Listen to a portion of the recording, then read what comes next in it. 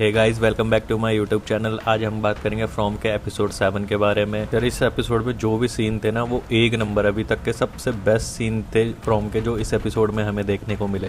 इस एपिसोड में हमें मॉन्स्टर एक्शन में दिखते हैं, फातिमा के न्यू पावर्स दिखते हैं, हेनरी का न्यू वर्ल्ड विजन दिखता है, और कैनी की तो भाई क्या ही बात करे, वो बेचारा मरते मरते बचा है जस्ट। तो गाइस इस एपिसोड की शुरुआत होती है जेड और रैंडल के साथ। ये दोनों सीक्रेट डोर को तोड़ रहे होते हैं एंड आई थिंक वो डोर सील है, बट फिर भी ये दोनों उसको तोड़ते हैं एंड लास्ट में जेड उस पर टैलिस्मान लगा देता है for the safer side. Next scene में हमें तबिता, जूली और ईथन दिखते हैं। तबिता उन दोनों को बताती है कि उसके पास सिर्फ मिरांडा ही नहीं बल्कि डजन ऑफ प्रीवियस मेमोरीज है एंड यही मेमोरीज उसे डॉल को मारने का तरीका बताती है, लेकिन सरप्राइजली जूली उस पर बिलीव नहीं करती। बॉयड अब बिलीव करता है कि जेड और तबिता का विजन सच है एंड वो विक्टर और हेनरी को उसके बारे में बताता है, बट हेनरी को इन सब में बिलीव नहीं होता और उसे बहुत गुस्सा आ जाता है और वो वहाँ से चला जाता है। नेक्स्ट सीन हम देखते हैं कॉलोनी हाउस मीटिंग।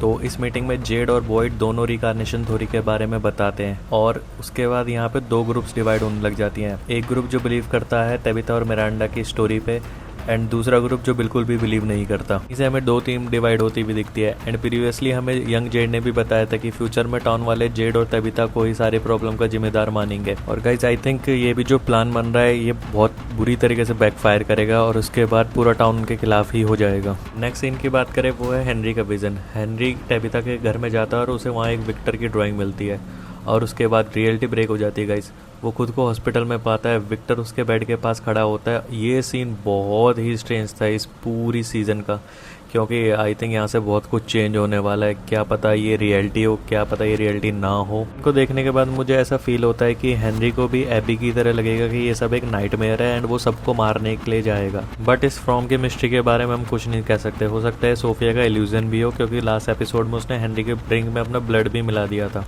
बट ये सीन पूरे एपिसोड का सबसे बेहतरीन सीन में से एक था गाइस। इसके बाद विक्टर तबिता और ईथन को मैन इन येलो के कार के पास ले जाता है और वो वहाँ पे कुछ ढूंढते हैं एंड सडनली गाइस उसे एक पाउच मिलता है और जैसे विक्टर उस पाउच को ओपन करता है, उस पाउच में बहुत सारे टूथ कलेक्ट करे होते हैं सोफिया ने। आई थिंक ये टीथ सारे उनके हैं जिनको भी मैन इन येलो ने मारा था। इन सारे टीथ को देखने के बाद विक्टर बहुत डिस्टर्ब हो जाता है। उसे पता है कि मैन इन येलो वापस आ गया है, ये पूरी साइकिल रिपीट होने वाली है।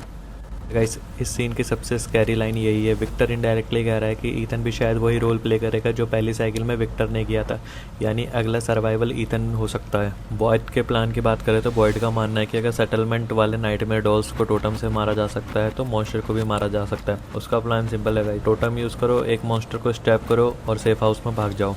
बट मुझे नहीं लगता, आई थिंक ये बहुत सिंपल रहेगा। सो इस एपिसोड में हमें सोफिया का डार्क रिचुअल भी देखने को मिलता है। सोफिया रोजर को रिवाइव कर देती है और रिचुअल में चिकन एग यूज़ करती है। एग के अंदर ब्लड देखने को मिलता है, इसका मतलब कि वो एग फर्टिलाइज था, यानी किसी भी लाइफ एनर्जी को ट्रांसफ़र कर सकती है, बिल्कुल वैसे ही जैसे अंकुश बच्चों को सेक्रीफाइस किया गया था इमॉर्टलिटी के लिए। अब आता है एपिसोड का क्रेजियस्ट सीन।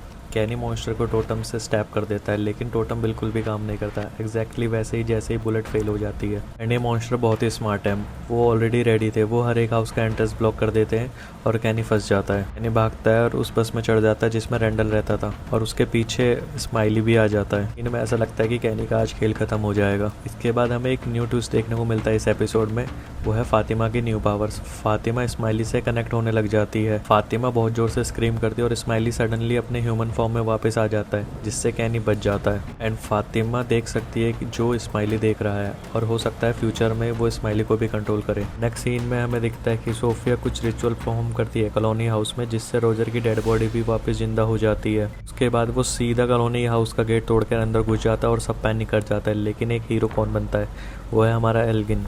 वो एक टोटम उठाता है और सीधा रोजर के अंदर घुसा देता है और रोजर फाइनली वहाँ पे मर जाता है, एग्जैक्टली वैसे ही जैसे नाइटमेयर की डॉल मर गई थी। एंड ये एपिसोड यहीं पे एंड हो जाता है। एंड अगर आपको ये वीडियो अच्छी लगे तो please like, share and subscribe the channel.